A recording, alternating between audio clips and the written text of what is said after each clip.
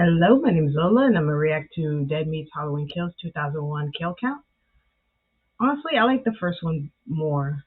This one I thought was okay, but I don't know. Like, I just I just didn't like it as much as the one before it. And if you like this movie, that's okay. That being said, well, if you wanna like, comment, subscribe my channel, you can. Or if you don't want to, that's fine too. I just do for fun. Here we go. Welcome to the Kill Count, where we tally up the victims in all our favorite horror movies. I'm James A. Janice, and today we're looking at Halloween Kills, released in 2021. Halloween Kills is the sequel to Halloween 2018, and picks up right where it left off. Like, seriously, right where it left off. Not only on the same night, but mere moments after the Strode women locked Michael Myers inside a burning building. With Halloween 2018 a critical and commercial success, Blumhouse quickly greenlit not just one, but two sequels. Both of them, like 2018, would be directed by David Gordon Green and co-written by Danny McBride. That makes Halloween Kills the middle child in this new trilogy, and consequently, the movie sometimes feels like it's spinning its wheels. The plot and themes are all over the place, the characters are some of the dumbest in horror history, and Laurie Strode is completely wasted. Ultimately, this is a messy movie, but it's a mess that I kind of enjoy. I've watched it several times now, and it never bores me, except for maybe the hospital scenes. Those can be fast forwarded. One thing I can respect is how weird it is. It's him. It's Michael Myers. I commend it for taking stylistic swings. I also like how it expands on the town of Haddonfield, bringing back characters and actors from both the 2018 and 1978 films. While Halloween 2018 looked at generational trauma, Halloween Kills is about the effect Michael Myers has on a whole community. Let's get that bird's eye view of Haddonfield itself. What does Haddonfield look like 40 years after the 1978 murders? It's nice to acknowledge that other people were affected by Michael's killing spree in '78. I just wish it wasn't handled so clumsily. Hard to take the town seriously when they chant a slogan like they're at a pro wrestling show. Evil dies tonight! Evil dies tonight! All right, evil dies tonight! Still, it's a fresh take on the Halloween formula, and even if they're making dumb decisions, I like the supporting characters. I laughed a bunch at the comedic acting and line deliveries, and the individual killy vignettes are often well done and super gory. And I mean it on that last point. This is one violent, dark slasher. In fact, looks like I've gotten bloody just talking about this thing. Lucky for me, I have today's sponsor, Dr. Squatch, to help me out. See, that's better. Dr. Squatch makes soap bars, deodorants, and hair care to clean you up from even the most meat to get 20% off orders over $20. This movie has kills in the title, so there better be a lot of them. Let's see. The movie begins with a quick checkup on Cameron, Allison's unfaithful Dunaway who got ditched at the dance last movie. He comes across the injured but still living Frank Hawkins, meaning I messed up when I put him on the kill count in Halloween 2018. Well, excuse me! Normally, when someone's stabbed in the neck and run over, it's pretty safe to count him as dead. John Carpenter's classic Halloween theme takes us back to 1978, where Hawkins, then a rookie cop, was getting juked by a fresh-faced Michael Myers. Remember, Halloween 2018 was a direct sequel to the original, meaning the Laurie Michael sibling stuff and everything else in Halloween 2 isn't canon anymore. This flashback fills us in on this timeline's version of events, which were described by Dr. Sartain last movie. Did you know our friend Hawkins here was the first responding deputy when Michael was apprehended in 1978? You stopped Loomis from killing Michael that night. Hawkins is joined by his partner McCabe, played by filmmaker Jim Cummings, who wrote, directed, and starred in the solid horror comedy Wolf of Snow Hollow. The two officers make their way to the Myers house, where inside they find the dog carcass that Michael had been nomming on, unless Loomis meant that figuratively. He got hungry. I still think Mikey My eats dogs. Upstairs, McCabe takes a breather to stare out Judith Myers' window, something he said Michael used to do as a kid to look out over the town. Haddonfield, where nothing exciting ever happened. Lightning McQueen flies at McCabe and slams him repeatedly against the wall. This trilogy's Michael is mostly played by the 65-year-old James Jude Courtney, who again is a real nice guy. Nice job, dude. Thanks, man. But for the 1978 sequences, stunt coordinator Aaron Armstrong stepped in to give the role a more youthful mobility. Hawkins hears his partner struggling and tries to assist, but he's no William Tell, so his first shot hits McCabe in the neck. Upset at getting his kill stolen, Michael storms off, leaving Hawkins to comfort McCabe as he succumbs succumbs to his injuries. Yeah, Oof, that's good luck living with that, dude. Now, even though this is Halloween Kills, it's also Halloween Resurrection. Because look at who's back from the dead, motherfuckers! Officer Hawkins, tell me, what happened in here? Did Michael kill again? I initially thought this was a product of deepfake technology, but no, this Loomis is entirely practical. The filmmakers noticed that their construction coordinator, Tom Jones Jr., strongly resembled the late Donald Pleasance. The second we walked on set, we said this guy looks like Loomis. His appearance was then augmented by returning special effects makeup maestro Christopher Nelson. My biggest fear was that once the makeup was on, he would look less like Donald Pleasance than when he did beforehand. The end result is uncanny, especially with comedian crazy, Colin Mahan returning to dub in the character's voice like he did in 2018's opening credits. Stop! Michael, stay back! It was a necessary James Earl Jonesing to Tom Jones Jr.'s David Prowse. Michael, stop! Louder. Michael, stop! As loud as you got. Michael, stop! Outside, the camera pulls away from a surrounded Michael in a callback to the opening of the original. It's a retro shot that perfectly pairs with our retro title card. A phenomenal update to the Halloween theme plays, featuring synthesized choral tones. This film's score was done by returning composers John Carpenter, his son Cody, and his godson Daniel Davies. As their work gives life to the opening credits, 12 jack-o'-lanterns are seen, representing the 12 movies in this franchise. A flaming pumpkin lights the way to Mick's bar, where a bunch of characters are waiting for us to re-meet them. First, Vanessa and Marcus, the couple dressed as a doctor and nurse who were seen during the last movie's awesome long one-take. Their date night is interrupted by Tommy Doyle, played by Anthony Michael Hall. Tommy's the little boy Laurie babysat in the original, though this isn't the kid who played him, because that kid didn't become an actor. The character made a cameo in Halloween 4 and was the lead protagonist in Halloween 6, where he was played by a young Paul Rudd. Rudd was actually approached to reprise the role for this movie, but he had to turn it down to do another requel, Ghostbusters Afterlife. Hall is enthusiastic and does his best with the dialogue he has to say. Tommy struggles with the trauma of his encounter with Michael Myers, and he shares that trauma with his drinking buddies. Lindsay Wallace is played by Kyle Richards, who was 9 years old when she played the character in the original. 40 years ago, you carried me. I carried you. Come on. No, no, carry you down. Nurse Marion Chambers is played by Nancy Stevens, who also reprised the character in Halloween H2O and got killed in that alternate timeline. Finally, there's Lonnie Elam, who used to bully Tommy as a kid. He's the one who smashed his pumpkin and got scared away from the Myers house by Loomis. Hey, Lonnie, get your ass away from there. He also, as this movie shows, had an encounter with Michael on the night of the murders. Lonnie's played by Robert Longstreet, last seen on the kill count as a True Knot member in Dr. Sleep. Tommy gives a speech that foreshadows all the ridiculous dialogue he'll have this movie. Who's next? Maybe not tonight, maybe not tomorrow, but the boogeyman is coming for me.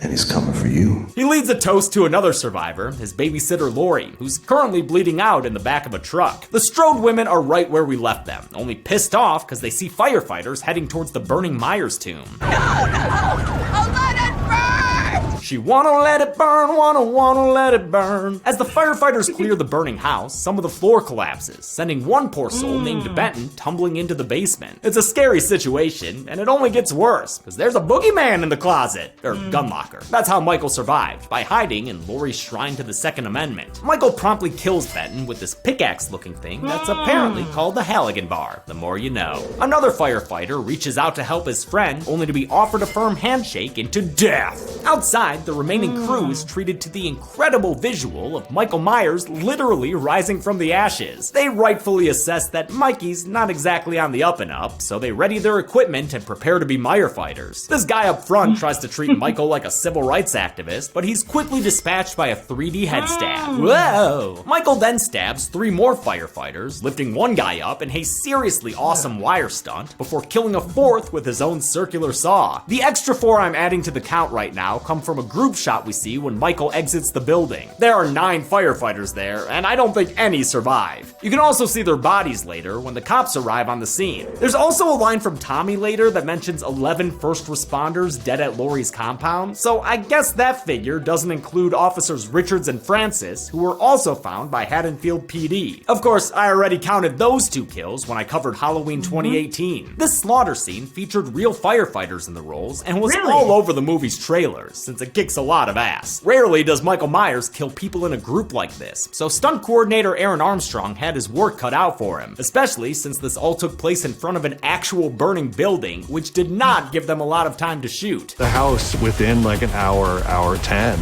was down to the ground. The amazing work here is why Halloween Kills was nominated for Best Stunts or Choreography at the first ever Dead Meat Horror Awards. Please check out that show if you haven't already. I really think it's the best thing we've ever done on this channel. Laurie, true to Halloween sequel form, is being taken to Haddonfield Memorial Hospital. Her arrival piques the attention of former sheriff turned security guard Lee Brackett, played by an 82-year-old Charles Cyphers, reprising his role from the original. Couple of my friends were going, I can't believe it. And I said, I can't either, but here I am, you know. A flashback of ex-Sheriff Brackett here. uses footage He's from doing the another now Halloween non-canonical Halloween 2. Yo, if we're using Halloween 2 footage, can we get a little bit of that Ben Tramer? Oh, yeah. Thank you. It never gets old. As Laurie is taken into surgery, we finally see Karen and Allison acknowledge the death of their A lot of plastic that retracted that had a little gun shooting thing in it. An injured Phil is dragged away, and as Sandra bleeds out in the kitchen, we see an out-of-focus Michael using Phil to test the effectiveness of their entire Cutco collection. Oh good, he found one he likes. Great scene, but honestly devastating. Back at the bar, where things are somehow scarier, news of Michael's killing spree begins to reach the patrons. They watch a news report about Michael's escape, but a rack focus prevents us from seeing his mugshot. We do, however, get a clear view of a teenage Bob Odenkirk standing in for Bob the wall decoration victim from the original. Odenkirk gave them rights to use his yearbook photo after production couldn't track down the original actor. The broadcast features a cameo from Julian, one of my favorite characters from 2018. And she was my #1 main best babysitter. Yeah, we're gonna go. Since Julian lives in the same neighborhood as Vanessa and Marcus, they leave to go check on their home, right after Marcus gets all his accessories. Shit, I forgot my stethoscope. Dude did the same thing in the last movie. I don't have my stethoscope. I need it. I'm gonna get it. I'll be right back. Vanessa sees a shape in the back of their car and runs into the bar crying for help. Tommy grabs a baseball bat and makes a charitable donation, Love lives today. inspiring a mantra from Marion. But evil dies tonight. And so it begins. Tommy leads a mob outside to confront the backseat driver, but before he can deliver a proper breakfast clubbing, the car speeds out of the parking lot and into a nearby generator. The mob arrives to find the car empty because the driver has fled. Unbeknownst to them, it's a man named Tivoli, a Smith's Grove inmate who was a piece on Michael's chessboard. That umbrella he's holding there can be seen in the car he just crashed. Tivoli also escaped in the bus crash and could be seen on the news a minute ago. Though I will point out that the broadcast doesn't identify either man as Michael Myers. While Tommy workshops a catchphrase, Swing old Huckleberry here. Say night-night. Night-night. Allison is delivered bad news via jump cut. Michael Myers is alive. What? Karen tells her daughter to stay with her grandmother, but instead, Allison leaves her freeze-frame knife from the end of the last movie in Laurie's laundry. She sneaks off with a newly arrived Cameron, with whom she quickly makes amends. I like the Cameron redemption arc. He's here with his dad Lonnie, Tommy's ex-bully buddy from the bar scene. Their family ties were actually mentioned in the last movie by Ray. We're excited to meet Cameron. That whole family, though, had a reputation. Ray. Remember the one time Lonnie punched that cop in the face? Ray. This movie also addresses Lonnie and Ray's friendship and gives a different perspective about their transactional drug history. You knew my dad? Yeah, I knew Ray. He used to sell me peyote. I know Lonnie. I went to high school with him. He used to sell me peyote. Lonnie and Tommy are gearing up in the parking lot when they're joined by the rest of the 1978 crew, as well as Marcus and Vanessa, who, turns out, are dressed ironically. I'm a doctor, my husband's a nurse. And both of you are fine. As Tommy rallies the troops and workshops more catchphrases, Keep your eyes open.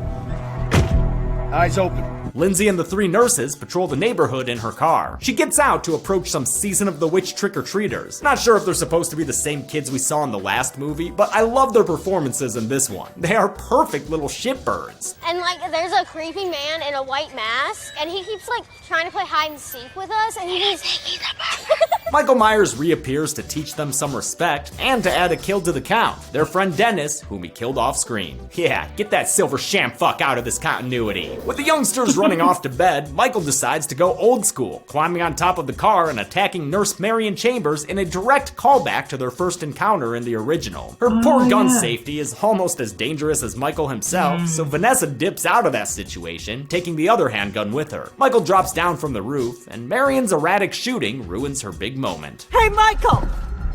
This is for Dr. Loomis. With the ammo spent, Michael makes like it's H2O and kills Nurse Marion Chambers, stabbing her to death in the passenger seat. Marcus tries to strangle the shape with his stethoscope, but he gets a gnarly knife stab in the eye. To accomplish this effect, the filmmakers used a classic gag. The actors simply played the stab out backwards, and the footage was played in reverse. An appliance with a half blade attached was used, with the rest of the blade added digitally. Vanessa starts firing her gun at Michael, which, like, where were you two kill graphics ago? But when she gets a little too close, this happens. Oh yeah, Michael, that's a signature head tilter for show. I know some people laughed at this kill, but I actually felt really bad for Vanessa. Actress Carmela McNeil didn't seem to mind though. Everyone's apologizing every die. Like, I'm so sorry you guys died. Like, man, I'd rather die by Michael Myers than anybody else. Lindsay comes in with a bag of bricks instead of candy, but quickly finds herself outmatched. She runs away and Michael marches slowly and steadily after her. Thankfully, he has the same weaknesses as a Black Rider, and Lindsay is able to avoid him by hiding and waiting for Strider. At the hospital, Officer Hawkins is wheeled into Laurie's room, giving us a combo that elucidates their romantic history, which was hinted towards in the last movie. They mentioned that they once kissed, but nothing more, since Laurie had eyes for someone else. Ben Tramer. And even though Ben Tramer is best known as a burning corpse in Halloween 2, this line is still a reference to the original film, where he was mentioned as a guy Laurie was into. I'd rather go with Ben Tramer. Ben Tramer? I knew it! Allison is with Cameron and Lonnie when they run into Tommy, who's discovered Lindsay's blood-stained car. The adults find the bodies of their nurse friends, allowing Robert Longstreet to show off his acting chops. He did this. Oh, God, Marion. Tommy, what the fuck? That's the kind of work that makes him a Mike Flanagan regular. Allison discovers an injured but still breathing Lindsay, so Tommy takes her to the hospital, where she's wheeled away to storage until they can take her out again for the next film. With the police department overwhelmed by the scope of Michael's killing spree, Tommy encourages the crowd to take matters into their own hands. This ends when Michael is dead! Michael Myers will be executed tonight, and it will not go without witness! Okay, Tomster, you've got a good platform, but you're really gonna need an effective catchphrase. Evil dies tonight! Oh, okay. Bracket, wanna co-sign that slogan? Evil dies tonight! I think we have a winner. Emboldened by the support, Tommy breaks into Laurie's hospital room, which is how she finally learns that Michael Myers is still alive. Though Karen begs her to stay put, Laurie shoves her aside and uses some pain meds to juice up her butt. It's at this unfortunate moment Tivoli enters the hospital looking for medical treatment. The crowd quickly recognizes him from the bus crash news report, and pretty soon, the boy who cried Michael is leading another charge against the man. Evil dies tonight! No, you guys, that dude's not evil. Ugh, too late. Haddonfield might as well be Springfield at this point. How fucking dumb are they to mistake this waddling man for Michael Myers? Cause yeah, it makes a lot of sense that Mike would come to the hospital unmasked asking for help. Did something happen to Haddonfield's water supply? If only the mob was searching at the renovated Myers house, where new co-owner Big John is token up like this were Annie Brackett's car. I love the way this scene is cut. It's a delightful introduction to his character. Stop, look, and listen. It's Halloween. His dancing temporarily distracts him from his swashbuckling husband Little John downstairs. Hey, Big John. What? Hey, Big John. What? Christ. Little John. Okay! Big John is played by Scott MacArthur, who we last saw in The Babysitter, Killer Queen. Little John is played by Michael McDonald, last seen on the kill count letting off some steam in Leprechaun 2. They've been dealing with little shits in this movie too. Earlier in the night, those playground punks stole their candy. The Johns hear some knocking and assume it's more of the same trickery, but the discovery of a bloody handprint leads them to arm themselves with ironically sized knives. I got this knife. I got this knife. I really love Big John and Little John. I find them hilarious and delightful. But I'm also not a gay man, and I've heard from some gay viewers that the characters are offensive stereotypes. I think they're a cute, quirky, loving couple whose gayness is incidental, not the entirety of who they are. But they are played by two actors who I believe are straight, like me, so, you know, not my place to say those criticisms are wrong. What I can say is that they've been drinking from the Haddonfield dummy water supply, because they split up to search their house separately. Big John goes to Judith Myers' enters his old room and checks for the boogeyman beneath the bed. But the boogeyman is standing right behind you, motherfucker! Michael the Mountain spins Big John around and freaking gouges his eyeballs out with his thumbs. It's a horrifically gory kill, accomplished beautifully with this practical head. Looks like Scott MacArthur was happy to swap out with the dummy. That's fucking terrifying. Look at that. When Little John comes upstairs, he pays the killer reverence. Michael. Run, dude. You've come home.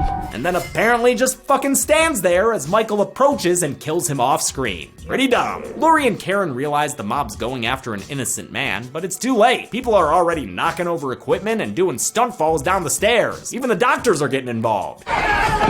Whatever happened to do no harm, brah? The knee splits Laurie's stitches open, sending her back to her bed for the rest of the movie. Why'd we have that butt jabbing scene then? Man, Laurie in the hospital is my least favorite flavor of Halloween movie. It sucks. Karen manages to track down Tivoli and offer him some comfort, then tries to protect him by putting him in a hallway and locking the doors at both ends. Instead of staying inside there with him though, and explaining to the mob what's going on, she steps outside and gets overcome by the horde while meekly trying to get her point across. A frightened Tivoli sees the crowd breaking in, so he makes his way through a window and leaps from the building, splattering next to the spectators below. It's a non-Michael death that's also one of the most graphic in the movie. All the king's horses and all the king's men couldn't do shit for this guy. You know, this is a sad death, but I'm mad that it could have been more emotional if it made more sense. How do we know it's not him? Fucking look at him, dude! Yeah, Back in Laurie's stupid. hospital room, Hawkins blames himself for the night's events. That's because in 1978, he felt so guilty after accidentally killing his partner, he stopped Dr. Loomis from executing Michael in the street. Afterwards, Hawkins' boss covered up his friendly fire with a thematic reprimand. Just because your intentions are good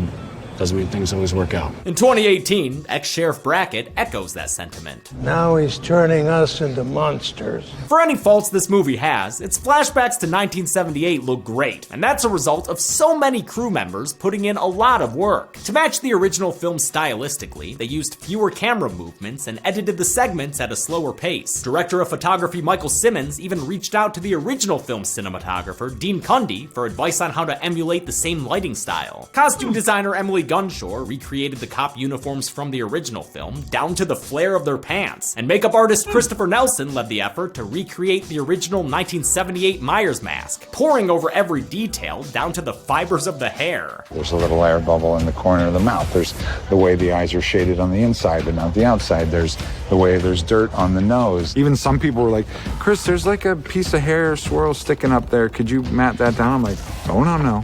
That has to be there. If it's not there, it's not the 78 shape. Karen is pissed at Tommy for riling up a mob that killed an innocent man, but then she kind of talks herself out of it. Fuck it. None of us are innocent. Wait, but that guy was? What the fuck? Tommy apologizes and agrees to give Karen his car, so looks like the angry mob is back on the menu, baby! And Lonnie's figured out where they should take their torches and pitchforks next. If you track those locations, it's a straight line. Basically an arrow pointing straight to Lampkin Lane, Michael's childhood home. Allison's rip-roaring to hunt Michael down, but when they get to the house, Lonnie begins having some misgivings about his parenting.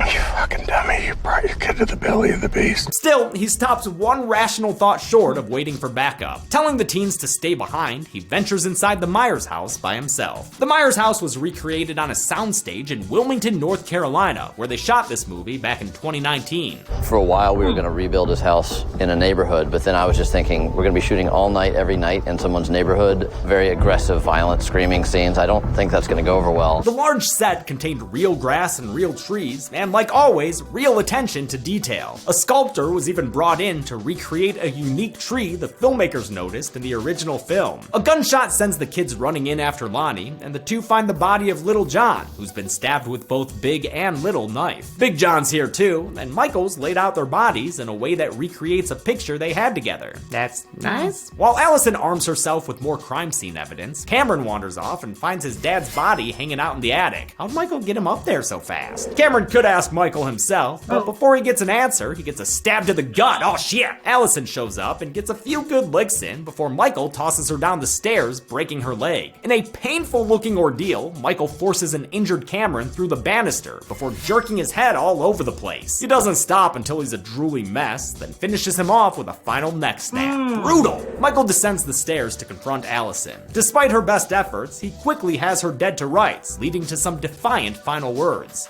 Do it. Do it.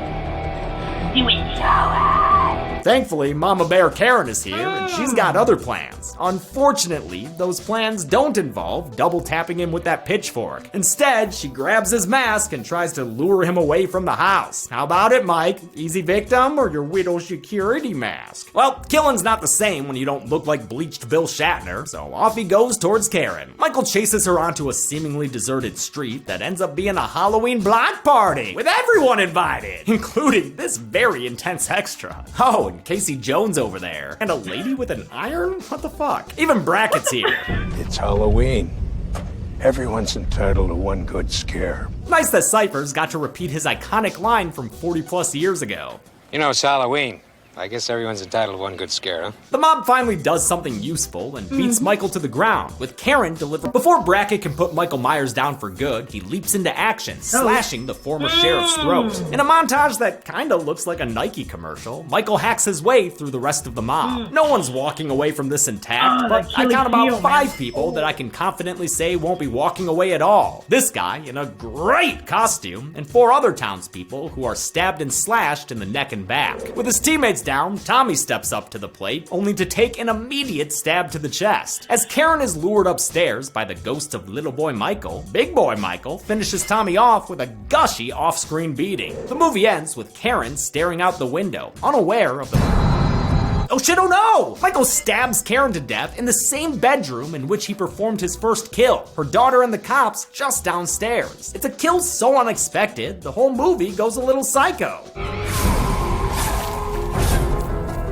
I guess Michael crept in through the back door, just like he did earlier before he killed the Johns. The movie actually ends with Lori staring out the window, ready for her next showdown with the boogeyman. Evil didn't die tonight, but a lot of the people trying to kill it did. Just how many? Well, let's stop, look, listen, and get to the numbers. Honestly, I didn't like the ending, man. That's messed up, man. Freaking kill Karen like that. Man. I counted 31 kills in Halloween Kills, the highest body count from any movie in the franchise. In fact, let's see how it stacks up against the others. As you can see, the original wasn't all that bloody, while Season of the Witch came close to this one, and them zombie movies did some work too. The victims in this film were 17 males, 5 females, and 9 unknown firefighters, giving us this Michael Myers chart. And with a runtime of 105 minutes, that left us with a kill on average every 3.39 minutes. I'll give the golden chainsaw for coolest kill to Big John. It's a nasty kill. The eyeballs popping out of his sockets is some seriously gnarly stuff. But Dal Machete for lamest kill will go to his partner Little John. Real fucking dumb how he just stands there and lets Michael Myers kill him. And off screen, come on, have a little dignity, Stewart! And that's it. Halloween Kills came out in 2021 and is the second movie in this new trilogy. The third film, Halloween Ends, will be released later this year, and I'll cover it after it comes out on Blu-ray. Until then, I'm James A. Janice. This has been The Kill Count. On the next Kill Count. Hello, all you meaties out there in Radioland. Have we got a treat for you this Canada Day? Oh, yeah. I have the story you want to tell. Straight from the frigid up north, it's Pontypool, a zombie movie with hardly any zombies in it. What? Pontypool takes place in a radio station and plays out like a radio show. Keep it hot, Grant. Girl, you got it. Hit me. It's a whole lot of telling and not all that much showing, but you know what? Somehow it works. Simple as that. Between the excellent performances and claustrophobic setting, Pontypool will let your imagination do all the work. This will grow vicious. You'll hear a world falling into chaos as people lose their ability to speak, and by God, you'll be scared of it. I'm scared! See, or rather hear, for yourself by watching Pontypool this week. It's a great idea. You should be running the world. And on Friday, tune your stations to Dead Meat so you can watch a Canada Day Kill Count. You listening to this? really trying not to. Pontypool can currently be watched on the pictured streaming platforms. Demi always recommends you watch the movie for yourself before its kill count. It's the only way to have your own properly informed opinion. Kill counts are never meant to replace the experience of watching a film. Hey everybody, thanks a lot for watching this kill count. You know, I should have mentioned it in the last kill count, but I seriously have to give a huge thanks to Zoran and Chelsea for holding down the fort while I took my break. Chelsea did such a good job hosting the American Psycho kill counts. I really love that she got to do a very good movie and a very bad one. And Zoran wrote all the scripts for his episodes. I would do a pass on them, but he did most of the work for those. He also, of course, had the set in his basement, did all the sponsor stuff, did his own graphics work. The man is a genius. So thank you, Zoran. I love you, man. Chelsea, I love you too. And I'll wear my wedding ring on kill counts from now on. I keep forgetting. I'm not used to it. I don't leave the house ever. I also want to thank some patrons like Maris, aka Shannon Lay, TJJ, Jack Shear, Matthew, DeVito Burrito, and Moderately Donisau. Thanks, everyone. Be good people. Yeah, you too, James. Yeah, it was really cool. Yeah, I definitely did not know that the Loomis that they made for this movie was practical. I thought it was just some CGI deepfake crap, you know? Like how they do nowadays when they bring back a dead character, you know? Like how they've done for so many others, you know? That's crazy. And that whole... Like, I didn't know that, man, they freaking used Bob... what's his name? Bob Odenkirk's picture from when he was a kid. Like, what? So in a way, it's kind of like, man, Bob Odenkirk made an appearance in Halloween Kills, made a little cameo, even though it was a picture and it was of him as a little kid. Like, it's still, would it really count? Maybe, maybe not. I don't know. And also, like, what the hell is pony pool, dude? What does that mean? I'm sure we'll find out next time in the next kill count. That will be, what, next week? Yeah. Anyway, that will do for my reaction to Dead Meat, Halloween Kills 2001 kill count. Let's see y'all in the next one. Bye.